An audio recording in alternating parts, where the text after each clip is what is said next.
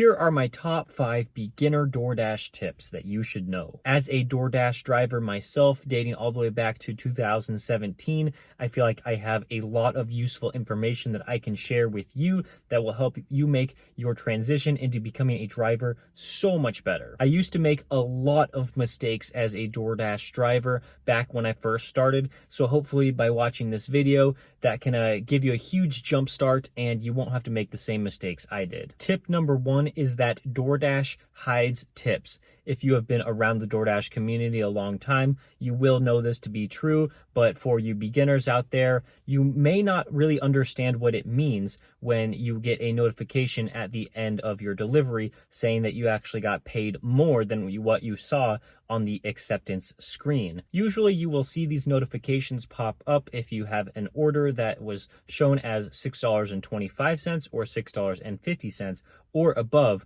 from when you accepted the order. I used to think that whenever I got one of these hidden tips, I thought that the customer was somehow tipping me more as I was delivering the order, maybe for my customer service skills, like texting them, saying that I was on my way with the food.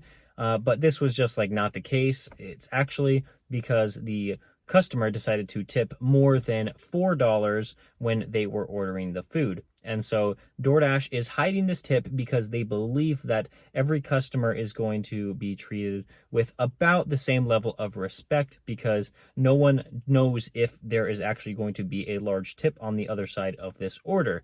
And so I believe that that is the best way that they know how to get the orders to the customers in the fastest time, whether you left a big tip or a small tip. I will say that most experienced drivers aren't a big fan of these hidden tips, but experienced drivers do have the capability of determining which orders may have those hidden tips. For instance, DoorDash likes to hide tips that are above $4, and so you have to see that $4 tip plus whatever is the standard base pay in your market.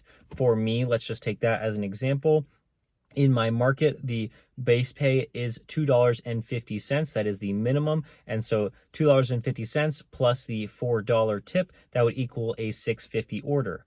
Now, on a longer order, you may receive a higher base pay, but most of the orders you'll just see $2.50. So if an order is $6.50, that means that there is a possibility of a hidden tip. Now, I won't say that that happens all the time or even more than half of the time, but you will see orders that start at $6.50, and after delivery, it could be as high as the customer was willing to tip. So it could be, really, there is no maximum number that it can get up to, but just know that it is a customer that is tipping before the delivery, not after or during. Tip number 2 is that you may not live in the best area to deliver in your city.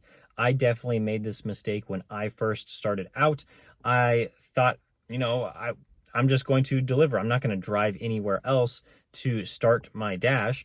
But I found out that this probably isn't the best thing to do, at least for me in my situation, because I was living in a college town where there were a lot of college kids not tipping very well. And so this actually hurt my earnings because I just turned on the app from my apartment and then I waited till I got a good order before I started driving.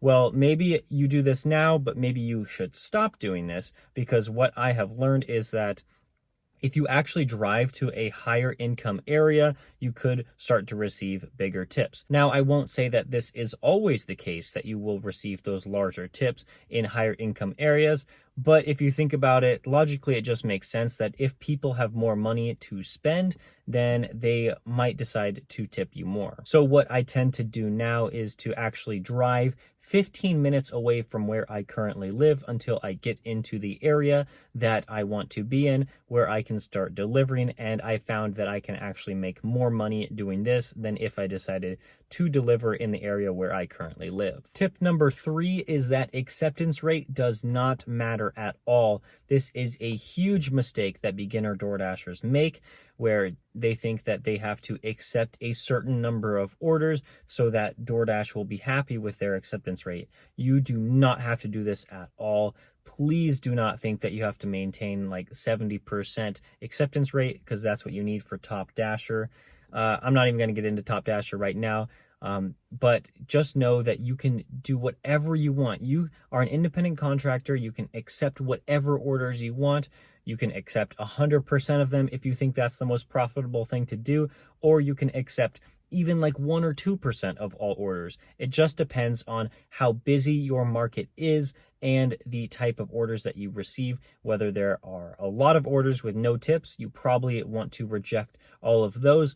Or if they are high paying orders that keep you busy, you may have a higher acceptance rate. It all just depends. There is no perfect acceptance rate. Just know in the end, it does not matter. You cannot get deactivated for having a low acceptance rate, even if you reach a rate of 0%, which I have done a couple times. Tip number 4 is a huge one. Please know that you are a business when you are delivering food.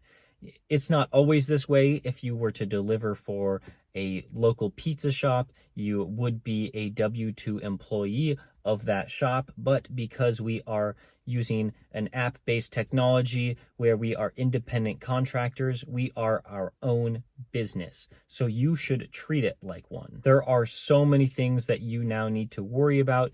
Since you are a business, one of the biggest things is to track your mileage, because now you can get a business deduction on the mileage that you drive. Please do this. Use an app like Gridwise or Stride. You will definitely be happy that you tracked your mileage at the end of the year come tax time, when you could receive thousands of dollars in tax breaks for just tracking your mileage. You also need to make sure that you're doing a good job of tracking your earnings, because these apps, they will send you a 1099 form for your taxes, but it's always good to make sure that you are keeping track of them yourselves, as well as maintaining your car. Make sure you're doing that as best as possible. And because you are a business, you are now in charge of making your own decisions for how you should run. So like I said earlier, acceptance rate, that is all up to you. No one is going to tell you what is supposed to be done in your market, because in everyone's situation, it's always different. Tip number 5 is to always experiment and explore. What this means is, like, DoorDash has a ton of opportunities for you to make additional income, and maybe your earnings can go up by applying for one of these programs that DoorDash runs, whether it's signing up for a red card so you can shop for orders and then deliver it. Oftentimes there is a lot higher base pay that comes with these orders. Or you can do alcohol delivery. That also has increased base pay. You could sign up for the pizza program. You could sign up for the cash on delivery program. There are so many things out there that you can sign up within the DoorDash app that could boost your earnings. I'm not going to say that they will always boost your earnings, but you can always experiment with these things to see if you could get a bump in pay per hour. Make sure you are exploring, like I was talking about earlier. Like, you may not be in the perfect area to deliver, so just explore other areas of your market. If you are driving to that high income area, but you're not seeing good earnings, maybe drive to a different area. A lot of people live in bigger cities, and so you can just go experiment around, drive to different locations, see if other restaurants are just so much busier, and you can get a lot more business that way. And there are other things to think about, like if it's worth it delivering with peak pay, high peak pay, or low peak pay. It does make a difference, because other dashers come out and try to deliver to make more money when there is higher peak pay. Or you could just see what it's like to deliver at other times during the day. Of course, I like to deliver during the lunch shift or the dinner shift, but some people prefer the breakfast shift because it's good in your market. You just have to experiment and explore with everything out there, because every market is different. And like I said, you are a business, so make sure you're doing everything you can to earn the highest revenue that you can, while also minimizing expenses like gas, so you're not driving around everywhere, spending everything that you're making. Those are my top 5 tips for beginner DoorDash drivers. Thank you guys so much for watching. If you found this video helpful, please give it a like. And if you've been enjoying the rest of my videos, please subscribe, and I'll see you next time.